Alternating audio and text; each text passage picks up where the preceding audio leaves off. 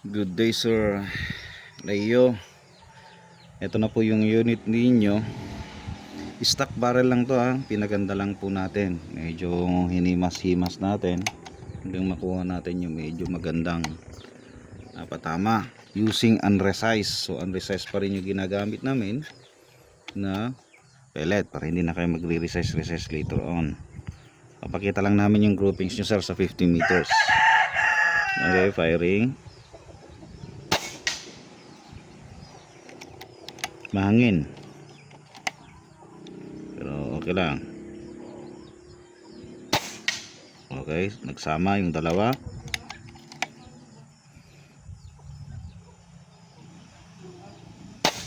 Okay, tatlo.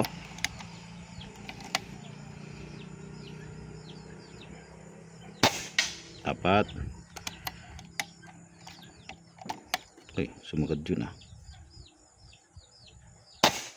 So yan pong groupings nyo, sir. 0 tayo.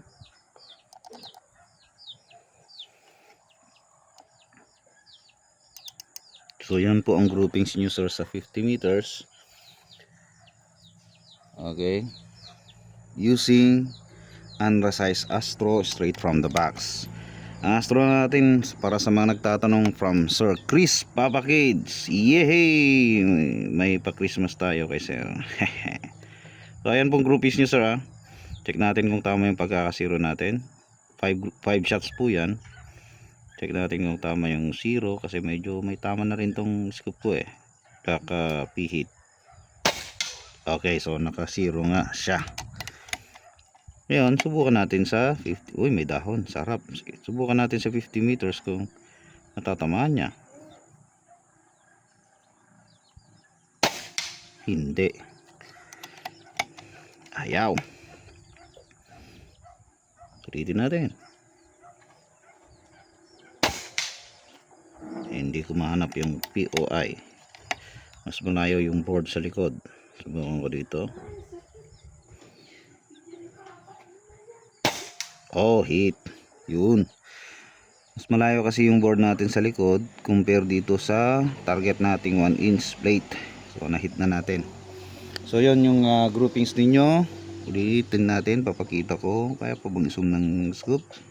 Ayan po yung groupings nyo, sir. Maliwanag ba dyan? Okay. Hanggang kaya 24 magnification. Yun oh.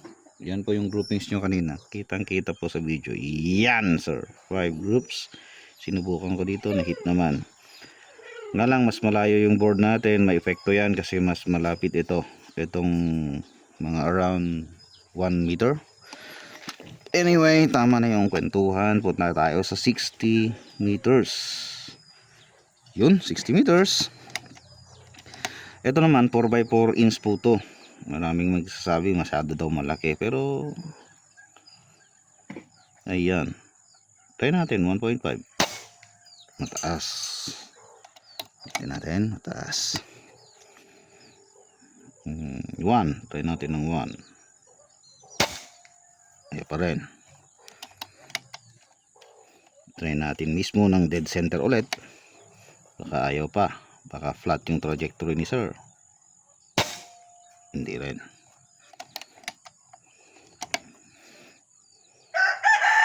Baka natin dito.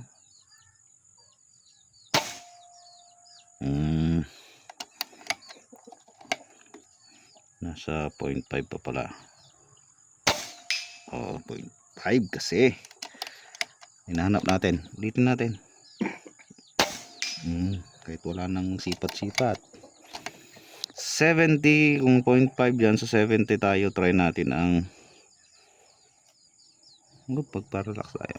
Try natin ang 1.5 or say 1.5. Oh, hit 1.5. Anyway, sir, okay na to. At least nakakapatama po kayo. Yan, lakas ng ganalpaang sa Ilocano. Aggaganalpaangan da, sir. So anyway, sir, okay na. So kitin nga natin sa 60. Dami tayong miss dito eh. Try natin. 0.5 kasi. Oh, anyway, yan sir, papakita ko yung inyong H2 PCV. Thank you sir for trusting and bus. Gamit po natin yung ating bipod. Pinower upgrade natin, naglagay na tayo ng power plenum na pagkalaki-laki, bigger tank, regulated kasi ang original ng H2O is unreg. Okay? Tapos original, please take note, baka may magko-comment na naman, original barrel po to ha. Sabihin nyo, ang laki-laki naman ng grouping sa 50 meters. Original. Pinaganda lang po namin, nag-barrel lapping kami, barrel crowning, etc.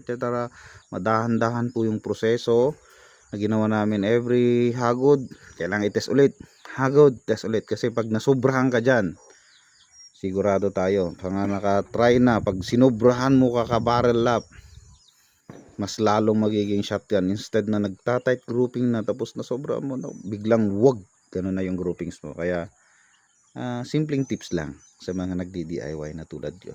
Anyway, thank you sir Layo. Okay na tong unit mo. Masaya na naman ang Christmas natin dito. Ayos.